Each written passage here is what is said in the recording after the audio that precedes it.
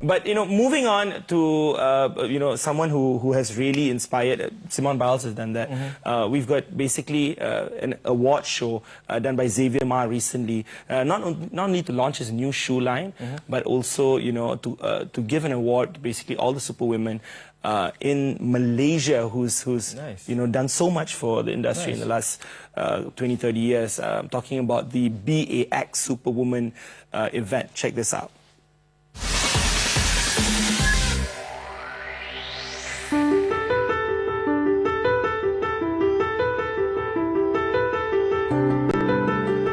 The remarkable achievement can also be seen in the enrollment of women in the public higher learning institutions, where nearly 60% of the students are women since 2003. I think one of the challenges that facing by the women are the expectations of the society to women today are actually comparatively higher than before.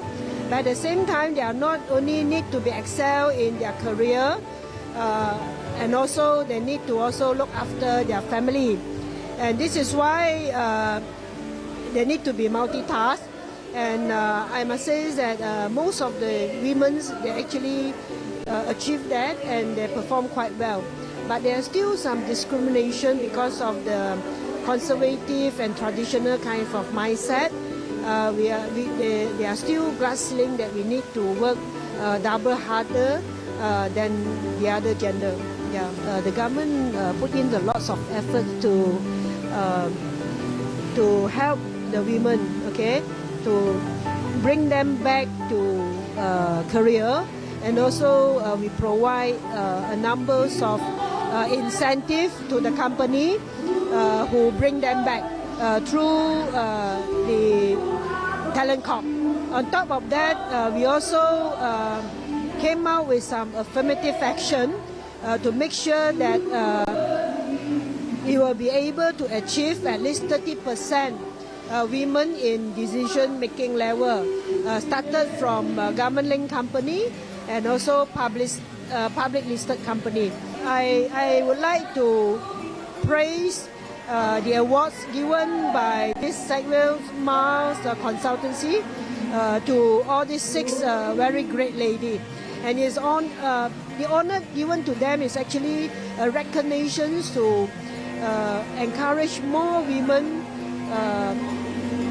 contribute to the nation building.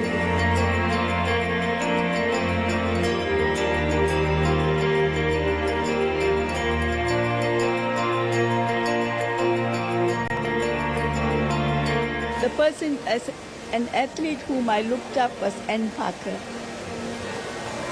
And my coach would always bring cuttings and tell me, look, you must be like her. You see? So I decided, in fact, from a small, when I was in the primary school itself, I was made to run against a very strong athlete. And that, if I had lost, I would have been, I would have got help from the sports master. So I fought till the last and I won. So that proved to me that nothing is impossible. Well, I would say I'm very, very glad because I always felt that we former athletes are a forgotten lot. And being called up has motivated me, and I feel that I should take steps to get the others recognized as well. There are many more who have also done well, and I hope they will be also called up. So in my head, when I imagine an empowered woman, it means that a woman would have many options to make choices from. So it's not just they're stuck in one corner, not knowing what to do next, but they always know they have options A, B, or C, and they have the freedom to make a choice. That's an empowered woman. I always tell women that they need to always remember of themselves as a role model. So what's a role model? A role model is someone that other little girls look up to. So if you have to doubt yourself and ask, hey, am I doing the right thing? The question you need to be asking yourself is, will I be doing right thing for the young girl who's looking at me? If it is the right thing, and if this is the example you want to set for all young girls looking at you, then you are doing it right. Otherwise, maybe you're just doing it easy. The Malaysian women have, the government has put in place, let me say, many laws and policies to promote women's rights. So that is going on. But the challenges are a mindset of the society and men and women that doesn't see women and men as equals. And so that lack of acceptance of the equality of women and men is a big challenge, because it results in a lack of enforcement of these laws and policies, the lack of claiming of these rights by women themselves, and the disapproval women see socially within personal relationships, whether it's husband and wife or whether it is from the community, this lack of acceptance of this equality. So women themselves sometimes hold back because there is perception of the good woman and the choices she should make, even though the law may give you rights. The change that has to take place, first of all, in my view, is within women themselves wanting this equality and wanting their rights, and a support system that needs to be in place for women who make these decisions for themselves, so that there's no backlash against them. The word empowered is used very loosely. Everybody's empowered, and I think we need to basically, for me, allow women to be themselves. Really, one, stop judging women. Stop saying, why aren't you doing this, why aren't you doing that? You can be more than this, you can be more than that. I think that's what's important to tell every young girl, is that be what you want to be. You can be whoever you want to be. You don't have to be this way or that way.